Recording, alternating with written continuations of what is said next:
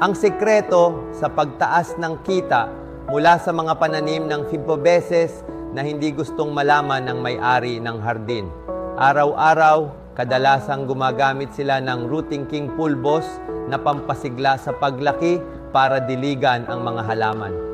Ang rooting king ay naglalaman ng mga kinakailangang sustansya upang pasiglahin ang mga ugat na lumago ng mas mabilis, palakasin ang mga punla at kasabay nito ay dagdagan ang oras ng paglaki ng mga halaman na tumutulong sa mga halaman na mamunga ng mas mabilis, mas malaki at mas maraming prutas.